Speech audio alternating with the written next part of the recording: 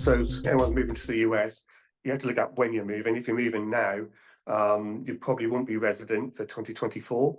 You have to look at the substantial presence test, where you look at the number of days in the current year, add a third of the days you may have spent in the US in doing 2023, and add 1/6 of the days you may have spent in the US during 22.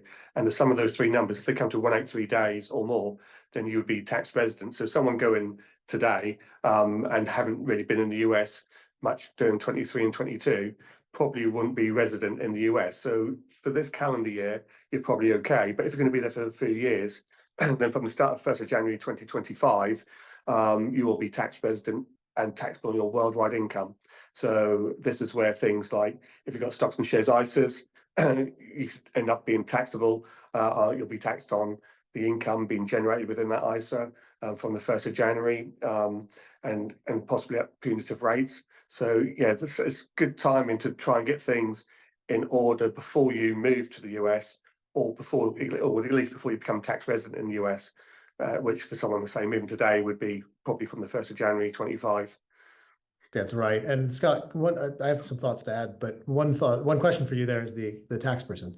Is that's for people that are moving for all sorts of visa stress categories, right?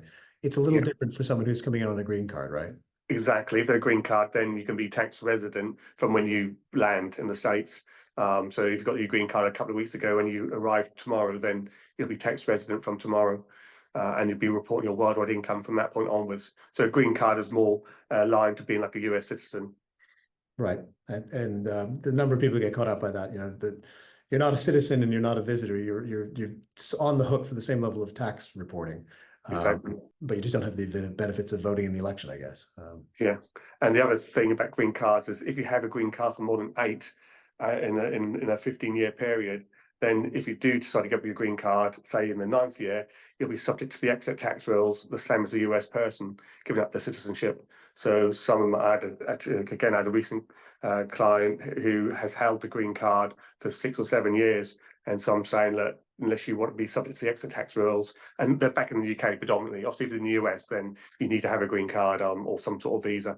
But they are back in the UK predominantly. And so I'm saying you probably want to fill in this form, which is an I-407, in order to make sure that you're not going to be on the hook for worldwide taxes, for one, but also eventually you're not going to be subject to the exit taxes. If they were to hold it for another 2 years, then they would be. So yeah.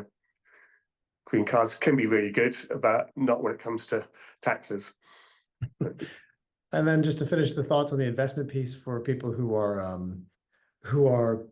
going to spend time in the US, whether that's on a visa or a green card.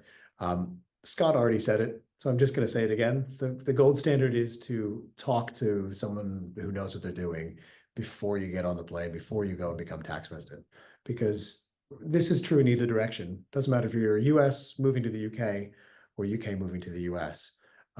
There are things you can do perfectly easily and legally when you're only tax resident in one place that just gets a lot more difficult and a lot more expensive if you do it after you get on the plane.